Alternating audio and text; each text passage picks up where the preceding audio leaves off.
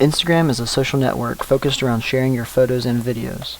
Founded by Kevin Systrom and Mike Kiger in 2010, the original idea came to them when taking photographs on mobile phones became more and more popular, but they wanted to make mobile phones look professional while also having an old-timey feel to them.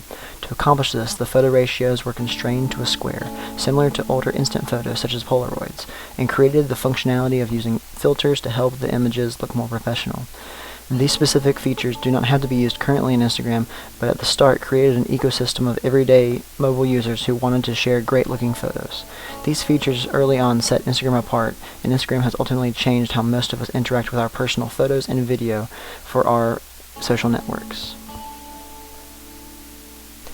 Instagram is a free application that can be downloaded on iOS, Android, and Windows phones. While the application itself is not open source, Instagram has created an open API for developers to create third-party applications that can interact and post to Instagram or retrieve statistics from Instagram for marketing purposes. Instagram is one of the fastest growing social media platforms ever and has only ever grown since its release in October of 2010. Instagram has grown from 1 million users back in 2010 to over 400 million active monthly users. When thinking of what the hype cycle for Instagram would look like, I would place it in the plateau of productivity, since it has been around for almost 6 years now and has solidified itself as the leading social media for photos and video. Here's my personal Instagram account, which if you aren't following it, you totally should be. Here's a photo of New York City I took a few weeks ago. On Instagram, the popularity of a post can be seen in the likes and comments it receives. Like discussed in the documentary Generation Like, these likes become a form of currency that organizations and markets can tap into. Here I could like my own photo, but that's weird, so I'm not going to do that. Companies are able to advertise in ways that are more personable to people, and these companies are able to see how well their posts, which are actually ads, are doing in real time. Contests can be used on these accounts in order to have the users actually become the advertisers themselves for the companies, usually in exchange for rewards of some kind. Instagram allows people to communicate and tell stories through pictures, which is something that is quite popular amongst teens and young adults. A Pew Research Center study showed that 55% of Instagram users were between the ages of 18 and 29. Dana Boyd, in her book, It's Complicated, makes the point that adolescents prioritize communication over everything else, which is one reason why social media is so heavily used by young people.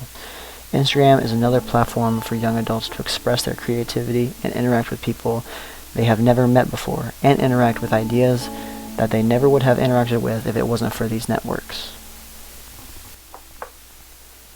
On Instagram, networking hubs can be seen where there are users who have considerably more followers than the average user. The closer a user is to one of these hubs, or in other words, the less degrees of separation there are, the more popular their posts will likely be. People can use these hubs as a way for their voice to be heard by the rest of the world. Astra Taylor raises the question of how do people, like indie musicians, whose voices are not being heard, use their numbers and their networks in order to raise awareness on an issue. If these movements position themselves closer to the network hubs, with which celebrities usually are, then their voices will carry much farther. For example, here we see on Emma Watson's Instagram account where she uses her platform to promote gender equality in her He for She campaign. Emma Watson is also an example of a young female under 30 who has used her acting success as a platform for her to push for the empowerment of women. Instagram is a pretty open platform where people can voice their values, and there is definitely a voice on Instagram pushing for this gender equality and for women entrepreneurs. Just a quick search of the hashtag women entrepreneurs shows that there are hundreds of thousands of posts that have a connection to this message. However, it is not only movements that can tap into this complex network of users on Instagram. At its core, Instagram is made up of millions of individual users all over the world. An individual, just by liking a post, following another user, or posting an image with a hashtag associated with it, is already a part of a much larger network. On this networked individualism, Barry Willman points out that while these ties that users have to other users may be quite weak, there are more connections than ever before, which allows the user to traverse many different networks. With Instagram particularly, by traversing these networks as an individual, you get to see images and videos from all over the world, showing a multitude of foreign places and ideas and create a visual connection with them. In fact, it is even possible to use these networks on Instagram as a method of dating. Here is a site I found that actually discusses how to use Instagram as a way of flirting with someone. First, you want to follow them. This is my girlfriend here, so it's not weird, I swear. And then after you follow them, what you want to do is you want to go through their feed and you want to find some pictures and you want to like them and you want to comment on some of them.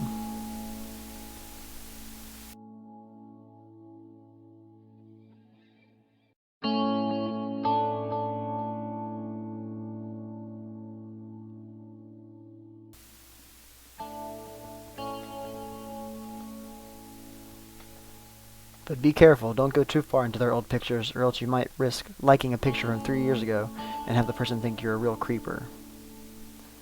On a side note here, this is actually an example of a meme on Instagram. Meme culture is prevalent throughout Instagram and can be seen almost in every trending hashtag or in a quick glance at your Discover page. Okay, back to dating. And then finally, after you've liked their pictures and messaged them on their photos, then you want to do a direct message, or in other words, you want to slide into those DMs. Instagram is definitely not a dating site per se, but it is a good platform for seeing if a person is someone worth pursuing romantically or not.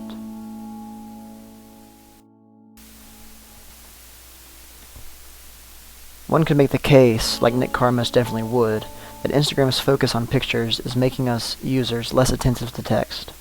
Even though there is usually text associated with a post, most are just a few sentences long, which does not require the user to spend considerable amounts of time reading.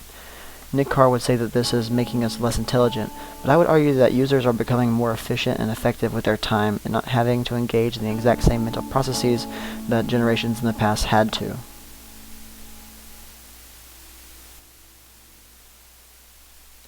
Almost every social media currently allows you to share photos and videos, so what makes Instagram different? One of the key differences is that Instagram realized the medium with which their platform was being used. McLuhan famously emphasized that the message is greatly impacted by the medium with which it is told, and Instagram's medium is smartphones. Instagram also, by focusing specifically on photos and videos, allowed their users to formulate their message based on the platform itself. The cultural term Insta-worthy has even become popular, denoting how there is a hierarchy of photo content or quality that should and should not be posted to Instagram.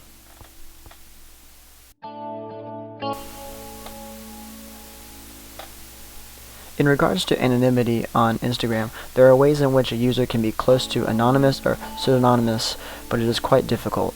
Enabling services like location or linking to Facebook can be red flags that people can use to find out who a user really is. Jacob Appelbaum, who was a core member of the Tor project and was briefly in the documentary Citizen4, made a reference to this very same giving up of privacy by connecting services together when he used the example in Citizen4 of having a person's subway card connected to their bank account. In relation to Citizen4, the question could be asked as to whether Instagram could be used for information leaks or not. I feel that information could be leaked through Instagram, while this information would need to be small. A photo or video cannot leak the same amount of information that Edward Snowden did, and Instagram has the ability to take down posts quickly once they deem that they have a responsibility to do so. However, if the information is encrypted or sent through pseudonymous accounts via direct message, I could imagine that data could definitely get leaked. Looking to the future of Instagram, I think we will see many new features and technologies be used that are just now becoming popular, or may eventually be popular. For example, Instagram could eventually be able to be integrated with Uber in order for the Uber driver to have photos and videos to help them find the customer in a timely manner. With driverless cars, Instagram use would be more prominent as riders would have more free time to take pictures of their surroundings and look at others' posts instead of having to be focused on the road. Instagram continues to come out with new products and features that give their users different experiences, and I could definitely see Instagram eventually having a virtual reality feature come to market. It might not be possible to allow users to easily create VR environments, but the ability to display VR environments that have already been created is quite within reason.